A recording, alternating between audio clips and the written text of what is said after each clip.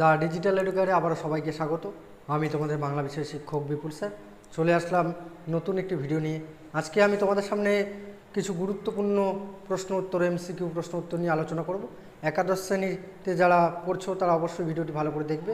আজকে আমি তোমাদের পাঠ্য একাদশ শ্রেণীর যে ঈশ্বরচন্দ্র বিদ্যাসাগর কবিতাটি রয়েছে সেই কবিতার গুরুত্বপূর্ণ প্রশ্নগুলো আলোচনা করব। তোমরা অবশ্যই ভিডিওটি প্রথম থেকে শেষ পর্যন্ত দেখবে।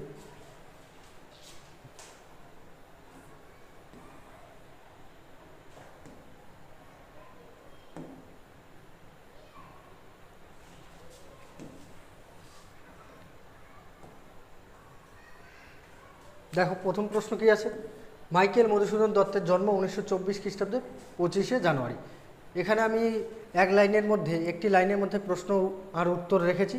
প্রশ্নটা এভাবে হবে, মাইকেল মধুসূদন দত্তের জন্ম কবে হয়? মাইকেল মধুসূদন দত্তের জন্ম হয় 1924 খ্রিস্টাব্দের 25শে জানুয়ারি। তারপরে ঈশ্বরচন্দ্র বিদ্যাসাগর সনেটটি মাইকেল মধুসূদন দত্তের চতুর্দশপদী কবিতাবলী থেকে নেওয়া হয়েছে। তাহলে ঈশ্বরচন্দ্র বিদ্যাসাগর কবিতাটি কোন ধরনের কবিতা? সনেট জাতীয় কবিতা।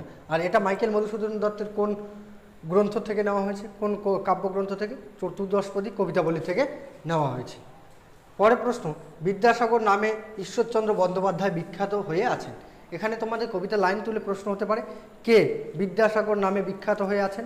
ঈশ্বরচন্দ্র বন্দ্যোপাধ্যায়। তাহলে বিদ্যাসাগরের প্রকৃত নাম কি? ঈশ্বরচন্দ্র বন্দ্যোপাধ্যায়। পরের প্রশ্ন দেখো, মাইকেল মধুসূদন দত্তের বাবা রাজনারায়ণ দত্ত ও মা জাহ্নবী দেবী। তাহলে মাইকেল মধুসূদন দত্তের বাবা ও মায়ের নাম কি? বাবার নাম রাজনারায়ণ দত্ত ও মায়ের নাম জাহ্নবী দেবী।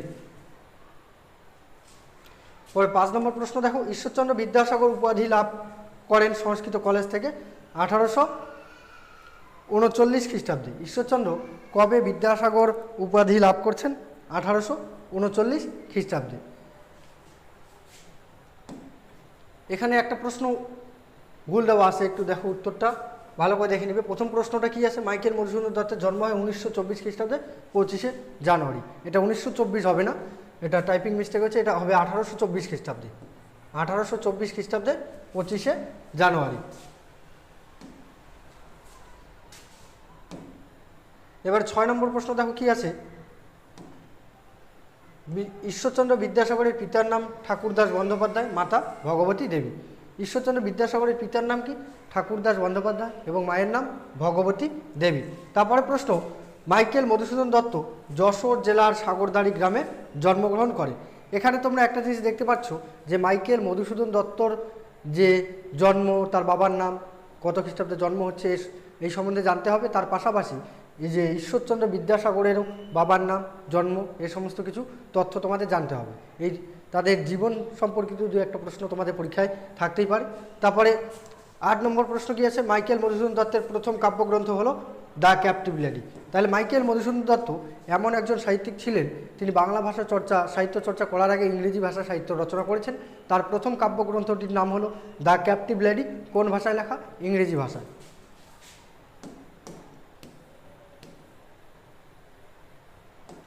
পরে 9 নম্বর প্রশ্ন দেখো, সনেটের জন্ম হয় ইতালিতে, পেত্রাকের স্রষ্টা। এই যে ঈশ্বরচন্দ্র বিদ্যাসাগর কবিতাটি কি কবিতা? সনেট ধর্মী বা চতুর্দশপদী কবিতা। এই সনেটের জন্ম কোথায় হচ্ছে? আমাদের ভারতে হয়নি, সনেটের জন্ম হয়েছে ইতালিতে। আর সনেটের স্রষ্টা হলেন পেত্রাক। বাংলা ভাষায় প্রথম সনেটের রচনা করেন মধুসূদন দত্ত। খুবই গুরুত্বপূর্ণ প্রশ্ন, কে প্রথম বাংলা ভাষায় সনেট রচনা করছে? মাইকেল মধুসূদন দত্ত প্রথম বাংলা ভাষায় সনেট রচনা করছে। এই যে সনেট রচনা করছে মাইকেল মধুসূদন দত্তের সনেটগুলোকে কি বলা হয়? চতুর্দশপদী কবিতাবলী বলা হচ্ছে। বিদ্যাসাগর ভারতে বিখ্যাত ছিলেন। এখানে প্রশ্ন হতে পারে, কে ভারতে বিখ্যাত ছিলেন? বিদ্যাসাগর। বিদ্যাসাগর কি নামে ভারতে বিখ্যাত ছিলেন? বিদ্যাসাগর নামে। বিদ্যাসাগরের প্রকৃত নাম হলো ঈশ্বরচন্দ্র বন্দ্যোপাধ্যায়, কিন্তু বিদ্যাসাগর হলো আসলে তার এটা পদবী নয়, এটা হলো তার উপাধি। সংস্কৃত কলেজ থেকে ঈশ্বরচন্দ্র বন্দ্যোপাধ্যায়কে বিদ্যাসাগর উপাধি দেওয়া হয়েছিল। হেমাদ্রি শব্দের অর্থ সোনার পর্বত। এটা কবিতার থেকে তুলে দেওয়া হয়েছে। হেমাদ্রি, হেমাদ্রি শব্দের অর্থ কি? তোমাদের পরীক্ষা আসতেই পারে। হেমাদ্রি শব্দের অর্থ হলো সোনার পর্বত। তারপর বিদ্যাসাগরের চরণকে, এটা চরণ হয়ে গেছে, এখানে চরণ হবে। চরম হয়ে গেছে। বিদ্যাসাগরের চরণকে সুবর্ণের সাথে তুলনা করা হয়েছে।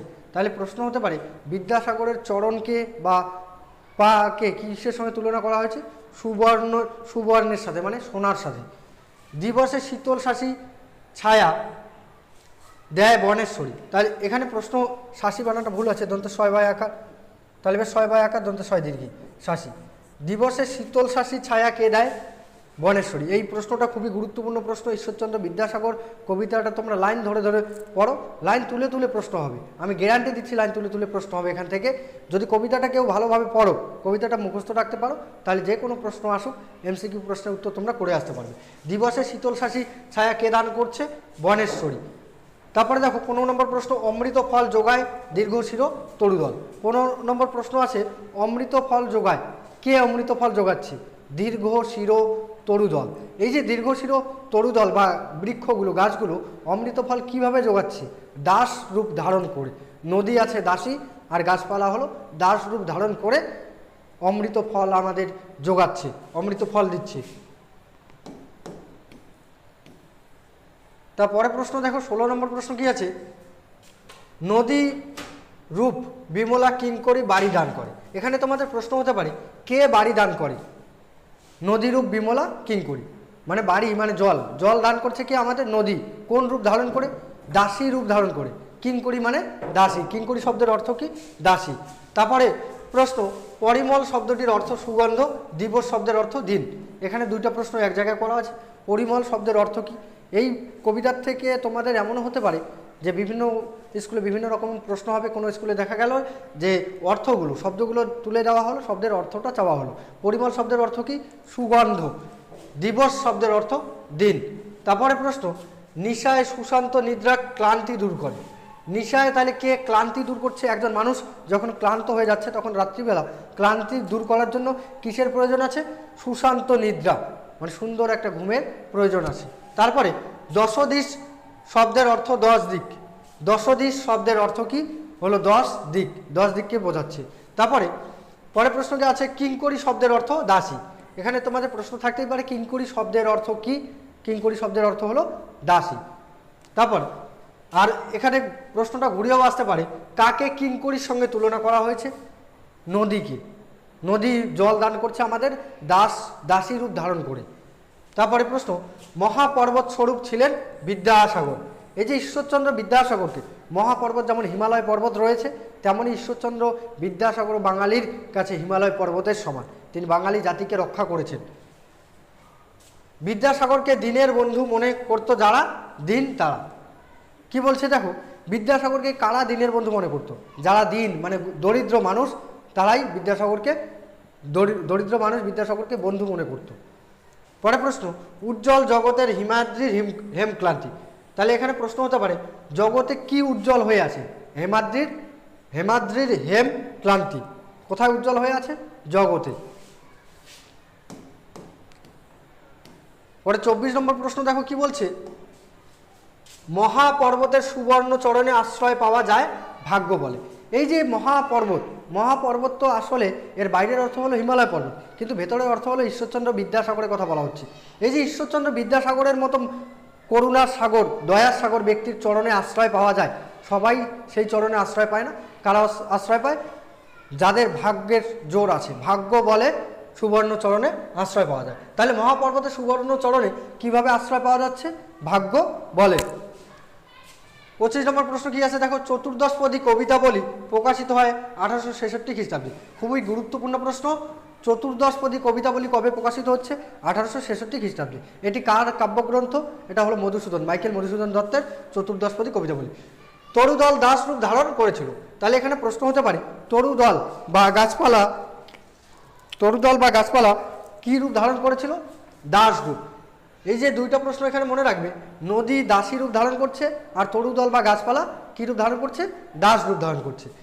27 নম্বর প্রশ্ন কি আছে, ঈশ্বরচন্দ্র বিদ্যাসাগর কবিতাটি চতুর্দশপদী কবিতাবলীর 86 সংখ্যক কবিতা। তাহলে এখানে তোমাদের প্রশ্ন হতেই পারে ঈশ্বরচন্দ্র বিদ্যাসাগর কবিতাটি চতুর্দশপদী কবিতাবলীর কত সংখ্যক কবিতা? তাহলে 86 সংখ্যক কবিতা। তরুদল পরম আদরে অমৃত ফল যোগায়। তাহলে এখানে প্রশ্ন হয় তরুদল কিভাবে অমৃত ফল যোগায়? পরম আদরে, এই যে গাছগুলো বড় বড় গাছগুলো আমাদেরকে পরম আদরে অমৃত ফল জোগাড় করে দিচ্ছে। তারপর বনেশ্বরী রাত্রিতে সুশান্ত নিদ্রা দান করে। এই যে রাত্রিবেলা মানুষ যে সুশান্ত নিদ্রা যাচ্ছে, এই সুশান্ত নিদ্রা যাওয়াতে কে সাহায্য করছে?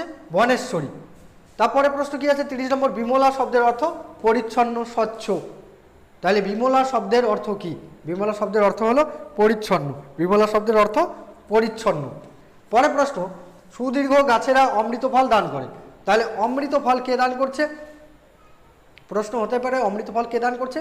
সুদীর্ঘ গাছেরা, মানে উঁচু মাথাওয়ালা গাছেরা, লম্বা লম্বা গাছেরা কি অমৃত ফল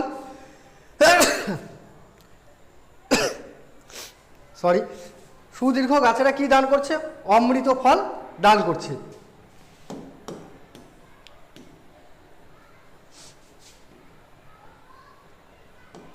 পরে 32 নম্বর প্রশ্ন কি আছে, কবিতায় অমৃত ফল হলো বিদ্যাসাগরের অকৃপণ দান। তাহলে এই যে কবিতা থেকে যে শুধু বাইরের থেকে প্রশ্ন হবে এমনটা নয়, ভেতরের অর্থ অনেক সময় চাওয়া হতে পারে। কি বলছে? কবিতায় অমৃত ফল হলো বিদ্যাসাগরের অকৃপণ দান। তাহলে কবিতায় অমৃত ফল বলতে কি বোঝানো হয়েছে? এভাবে প্রশ্ন থাকতে পারে। অমৃত ফল হলো বিদ্যাসাগর যে অকৃপণভাবে মানুষকে দান করছেন, মানুষের মধ্যে, গরিব মানুষের মধ্যে দান করছেন, এটাকে বলছে অকৃপণ দান, অমৃত ফল। দীনের বন্ধু হলেন বিদ্যাসাগর। তাহলে দীনের বন্ধুকে, ঈশ্বরচন্দ্র বিদ্যাসাগরকে দীনের বন্ধু বলা হয়েছে। দীন বলতে গরিব মানুষের বন্ধু। ঈশ্বরচন্দ্র বিদ্যাসাগর কবিতাটি অমৃতাক্ষর ছন্দে লেখা। তাহলে এখানে এই কবিতায় মাইকেল মধুসূদন দত্ত সম্পর্কে কয়েকটা জিনিস বলা হয়েছে কথা, যে বাংলা ভাষায় প্রথম সনেটের স্রষ্টা হলেন কে? মাইকেল মধুসূদন দত্ত, সনেট বা চতুর্দশপদীর স্রষ্টা। আর তিনি এই যে সনেট বা চতুর্দশপদী ঈশ্বরচন্দ্র বিদ্যাসাগর কবিতাটি সনেট ধর্মী কবিতা, তার পাশাপাশি মাইকেল মধুসূদন দত্তই প্রথম বাংলা সাহিত্যে অমৃতাক্ষর ছন্দের প্রবর্তন করেন। মধুসূদনের অমর সৃষ্টি বলা হয় মেঘনাদবধ কাব্যকে।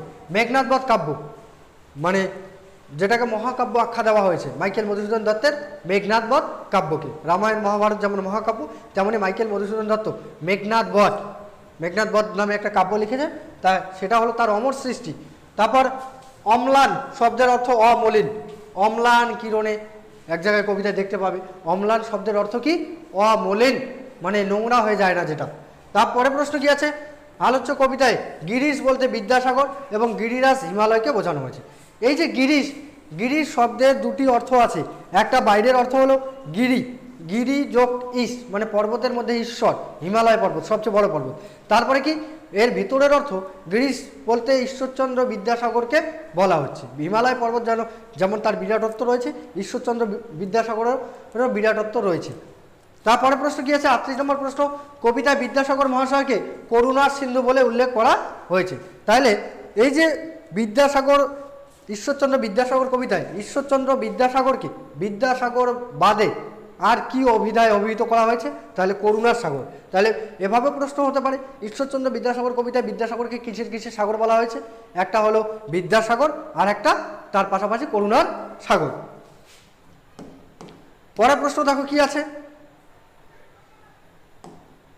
সিন্ধু শব্দের অর্থ হলো সমুদ্র। সিন্ধু শব্দের করুণার সিন্ধু এক জায়গায় দেখতে পাবে, যে সিন্ধু শব্দের অর্থ কি? সাগর। তারপর মধুসূদন দত্তের একটি পত্রকাব্য হলো বীরাঙ্গনা কাব্য। পত্রকাব্য কোনগুলোকে বলে? যেগুলো চিঠিগুলো, অনেকগুলো চিঠি কাব্যের আকারে যখন প্রকাশিত হচ্ছে তখন সেগুলোকে বলছে পত্রকাব্য। মধুসূদন দত্তের একটি পত্রকাব্য হলো বীরাঙ্গনা কাব্য। এই বীরাঙ্গনা কাব্যে বীরদের অঙ্গনা, বীরদের যে বলবো কি রানীরা আছে, রাজার যে রানীরা আছে তাদের লেখা চিঠিগুলো পত্রকাব্য আকারে প্রকাশিত হচ্ছে বীরাঙ্গনা কাব্যে।